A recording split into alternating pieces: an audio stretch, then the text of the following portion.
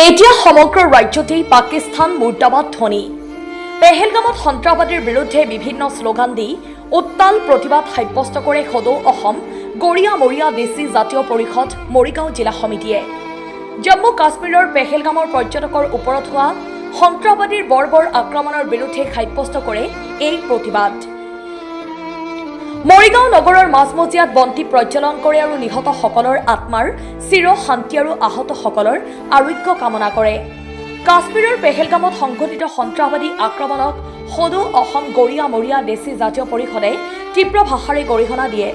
পাকিস্তান মুৰ্দাবাদ, সন্ত্ৰাসবাদী নিপাত যাওক, সন্ত্ৰাসবাদী হুঁচিয়াৰ, পেহেলগামত প্ৰতিজন নিহতৰ প্ৰতিটোপাল ৰক্তৰ মূল্য লাগে।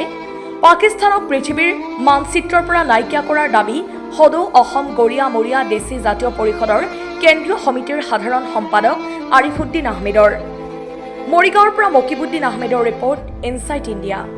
দেশী জাতীয় পৰিষদে অসমৰ প্ৰতিখন জিলা সদৰত আমি এই যি জম্মু কাশ্মীৰৰ পেহেলগামত সন্ত্ৰাসবাদে নিৰ্মমভাৱে নিজৰ সতি সন্তানৰ সন্মুখত, নিজৰ পত্নীৰ সন্মুখত আমি সন্ত্ৰাসবাদ নিপাত যোৱাৰ উদ্দেশ্যেৰে আমি বন্তি প্ৰজ্বলন কাৰ্যসূচী লৈছিলোঁ আৰু যিসকল পৰ্যটকে প্ৰাণ আহুতি দিলে তেওঁলোকৰ সদগতি আত্মাৰ কামনা কৰি আমি প্ৰতিখন জিলা সদৰত আমি এই কাৰ্যসূচী আয়োজন কৰিছোঁ। আৰু অতি মৰ্মান্তিক, অতি হৃদয়স্পৰ্শী যিটো কথা বৰ্ণনা কৰিবৰ কাৰণে নিজৰ শব্দৰ অভাৱ হৈছে। আচলতে অতি দুখ পাইছোঁ যে নিজৰ সতি সন্তানৰ সন্মুখত, নিজৰ পত্নীৰ সন্মুখত স্বামীজনক কলিমা পঢ়াৰ কথা লৈ পেলাই মৃত্যুবৰণ কৰিছে, সন্ত্ৰাসবাদে নিৰ্মমভাৱে হত্যা কৰা হৈছে।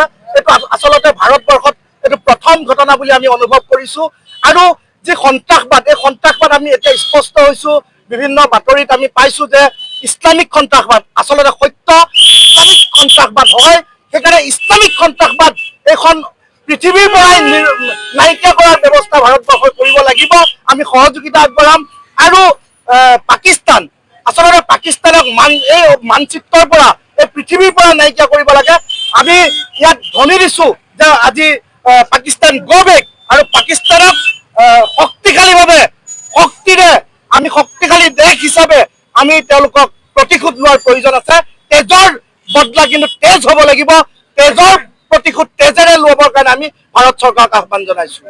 ভাৰতীয় মূলৰ এগৰাকী আপোনালোকৰ সংগঠন যিহেতু ইছলামিক হিচাপে ইছলামৰ বিৰুদ্ধে সদৌ অসম গৰিয়া মৰিয়া দেশী জাতীয় পৰিষদে আমি ধৰ্মত ইছলাম হ'ব পাৰোঁ, কিন্তু ইছলামিক সন্ত্ৰাসবাদৰ লগত আমি আগতেও নাছিলোঁ, এতিয়াও নাই আৰু ভৱিষ্যত দিনত নাথাকোঁ। ইছলামিক সন্ত্ৰাসবাদে যদি তেনেকুৱা বৰ্বৰ জঘন্য ঘটনা যদি ভৱিষ্যত দিনত কৰিব বিচাৰে, তেতিয়াহ'লে সন্মুখ সময়ৰ পৰা সদৌ অসম গৰিয়া মৰিয়া দেশী জাতীয় পৰিষদে তাৰ প্ৰতিৰোধৰ ব্যৱস্থা গ্ৰহণ কৰা হ'ব।